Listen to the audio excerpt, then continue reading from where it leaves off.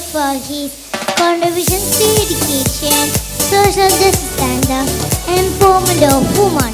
I now invite ML Stephen to deliver a speech on the life and legacy of this visionary saint.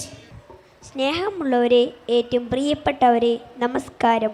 വിശുദ്ധ പൗലോസ് ശ്ലീഹ തെസ്സലോനിക്കക്കാർക്കു എഴുതിയ 1-ാം ലേഖനം 5-ാം അധ്യായം 16 മുതൽ 18 വരെയുള്ള വാക്യങ്ങൾ ഇപ്രകാരമാണ്.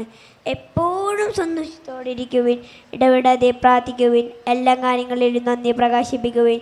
ഇതാണ് യേശുക്രിസ്തുവിൽ നിങ്ങളെക്കുറിച്ചുള്ള ദൈവഹിതം. വിശുദ്ധ ജോൺ മരിയ വിയനി പറയുന്നു, പ്രാർത്ഥിക്കാത്ത മനുഷ്യൻ പറക്കാനറിയാത്ത പക്ഷിയെ പോലെയാണ്.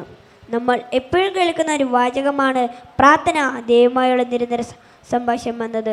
യഥാർത്ഥത്തിൽ എന്താണ് പ്രാർത്ഥന? വ്യക്തിപരമായ പ്രാർത്ഥനയുണ്ട്, സമൂഹത്തിലുള്ള പ്രാർത്ഥനയുണ്ട്, സഭയിലുള്ള പ്രാർത്ഥനയുണ്ട്, കുടുംബത്തിലുള്ള പ്രാർത്ഥനയുണ്ട്. ഇങ്ങനെ വിവിധ തരം പ്രാർത്ഥനകളുണ്ട്. ഇവിടെ ഇന്ന് നിങ്ങൾക്ക് മുമ്പിൽ ഞാൻ പങ്കുവയ്ക്കുന്നത് സന്ധ്യാപ്രാർത്ഥനയെക്കുറിച്ചും സന്ധ്യാപ്രാർത്ഥനയിലൂടെ കുട്ടികൾ എങ്ങനെ ആത്മീയമായി വളരുന്നു എന്നതിനെക്കുറിച്ചുമാണ്. തിരുസഭയുടെ അടിസ്ഥാന ഘടകമായ കുടുംബം ഭൂമിയിലെ സ്വർഗമാണ്. കുട്ടികൾ ശാരീരികമായും ആത്മീയമായും വളർച്ച പ്രാപിക്കുന്നത് കുടുംബത്തിൽ നിന്നാണ്. അതുകൊണ്ട് മാതാപിതാക്കളും മറ്റെല്ലാവരും മാതൃകാപരമായ ഒരു ജീവിതം നയിക്കണം.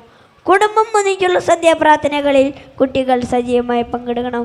കുട്ടികളുടെ ശാരീരികവും മാനസികവുമായ കാര്യങ്ങളിൽ അമിത ശ്രദ്ധ കൊടുക്കുന്ന മാതാപിതാക്കൾ കുട്ടികളുടെ ആത്മീയ കാര്യങ്ങളിൽ അല്പമെങ്കിലും ശ്രദ്ധ കൊടുക്കുന്നത് ഉചിതമാണെന്ന് എനിക്ക് തോന്നുന്നു. യഥാർത്ഥത്തിൽ ശരീരം ഭക്ഷണം കൊണ്ട് വളരുന്നത് പോലെ ആത്മാവ് പ്രാർത്ഥന കൊണ്ട് വളരുന്നു, ജീവിക്കുന്നു. നമ്മുടെ ആത്മാവിൻ്റെ ജീവനാണ് പ്രാർത്ഥന. വിശുദ്ധ മത്തായി എഴുതിയ സുവിശേഷം, കർത്താവേ എന്ന് വിളിച്ചപേക്ഷിക്കുന്നവനല്ല, എൻ്റെ സ്വർഗ്ഗസ്ഥനായ പിതാവിൻ്റെ ഇഷ്ടം നിറവേറ്റുന്നവനാണ് സ്വർഗ്ഗരാജ്യത്തിൽ പ്രവേശിക്കുക. ദൈവത്തിൻ്റെ ഇഷ്ടം തിരിച്ചറിയാൻ കഴിഞ്ഞത് നമ്മുടെ ചെറിയ ചെറിയ പ്രാർത്ഥനയിലൂടെയാണ്. ദിവ്യബലി, കുരിശിൻ്റെ വഴി, കൊന്ന നമസ്കാരം, സുഗൃജപങ്ങൾ, മടക്കമാസ പ്രാർത്ഥനകൾ, മറ്റു വിശുദ്ധരോടുള്ള പ്രാർത്ഥനകൾ, ഇങ്ങനെ വിവിധ തരം പ്രാർത്ഥനകളുണ്ട്. ഇതിൽ പ്രധാനപ്പെട്ടതും കുട്ടികൾക്ക് ഏറെ ഇഷ്ടപ്പെടുന്നതുമാണ് സന്ധ്യാപ്രാർത്ഥന. സന്ധ്യാപ്രാർത്ഥനയ്ക്ക് കൃത്യമായൊരു സമയമുണ്ടാകണം.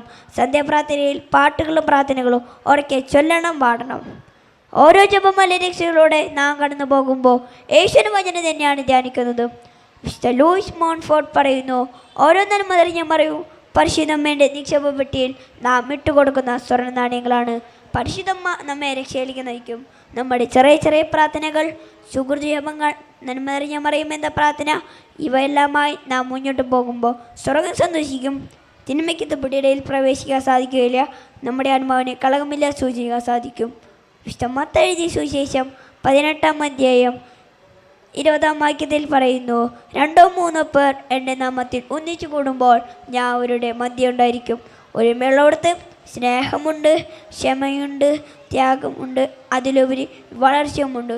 ഒത്തിരി തീക്ഷ്ണതയോടെ, ത്യാഗത്തോടെ, അതിലുപരി ഇഷ്ടത്തോടെ കുട്ടികളായ നാം സന്ധ്യാപ്രാർത്ഥനയിൽ പങ്കുചേർന്ന് നമ്മുടെ ആത്മാവിനെ വളർച്ച കൂടുതൽ ഊർജ്ജകരമാക്കാൻ പരിശ്രമിക്കാം. ദൈവം എല്ലാവരും അനുഗ്രഹിക്കട്ടെ. നന്ദി, നമസ്കാരം.